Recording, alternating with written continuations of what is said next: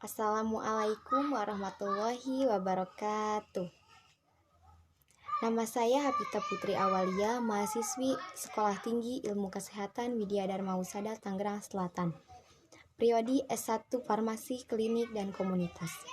Dalam video ini, saya akan menyampaikan sebuah materi yang berkaitan dengan mata kuliah saya, Sejarah Bahasa Indonesia, dengan dosen pengampu Pak Adi MPD. Materi yang akan saya sampaikan yaitu Sejarah Bahasa Indonesia terhadap eksistensi bahasa Indonesia. Apa bahasa Indonesia itu? Bahasa Indonesia adalah bahasa resmi bangsa Indonesia. Bahasa Indonesia juga menjadi bahasa persatuan bangsa Indonesia. Bahasa Indonesia diresmikan sebagai bahasa nasional setelah Proklamasi Kemerdekaan Indonesia 18 Agustus 1945. Ketepatannya dituangkan dalam Undang-Undang Dasar 1945 Pasal 36 yang menyatakan bahwa bahasa negara adalah bahasa Indonesia. Sejarah Bahasa Indonesia. Sejarah Bahasa Indonesia dilansir dari situs Kementerian Pendidikan dan Kebudayaan. Bahasa Indonesia lahir pada tanggal 28 Oktober 1928. Pada saat itu, para pemuda di pelosok Nusantara sedang berkumpul dalam rapat pemuda. Pada rapat tersebut menghasilkan 3 ikrar yang diberi nama Sumpah Pemuda. Ikrar pertama, kami putra-putri Indonesia mengaku bertumpah darah yang satu, yaitu Tanah Indonesia.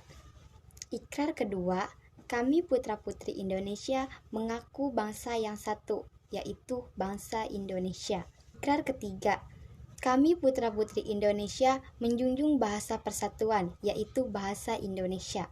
Bahasa Indonesia berasal dari bahasa Melayu. Bahasa ini tumbuh dan berkembang dari bahasa Melayu, yang zaman dulu sudah dipakai sebagai bahasa perdagangan dan perhubungan. Tidak hanya Kepulauan Nusantara, tapi hampir di seluruh Nusa Tenggara. Di Asia Tenggara, bahasa Melayu sudah dipakai sejak abad ke-7. Kerajaan-kerajaan Indonesia juga memakai bahasa Melayu. Tidak hanya Kerajaan Majapahit, tapi juga Kerajaan Sriwijaya. Pada zaman Sriwijaya, bahasa Melayu juga dipakai sebagai bahasa kebudayaan, yaitu bahasa buku pelajaran agama Buddha. Bahasa Melayu pun dalam perkembangannya muncul dalam berbagai variasi dan dialek. Komunikasi antar perkumpulan yang bangkit pada masa itu menggunakan bahasa Melayu. Para pemuda Indonesia yang bergabung dalam perkumpulan pergerakan secara sadar mengangkat bahasa Melayu menjadi bahasa Indonesia.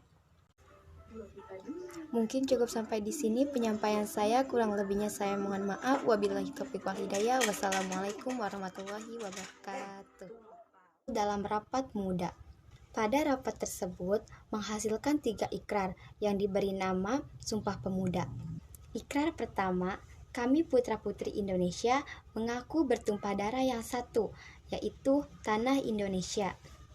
Ikrar kedua, kami putra-putri Indonesia mengaku bangsa yang satu, yaitu bangsa Indonesia. Ikrar ketiga, kami putra-putri Indonesia menjunjung bahasa persatuan, yaitu bahasa Indonesia. Bahasa Indonesia berasal dari bahasa Melayu.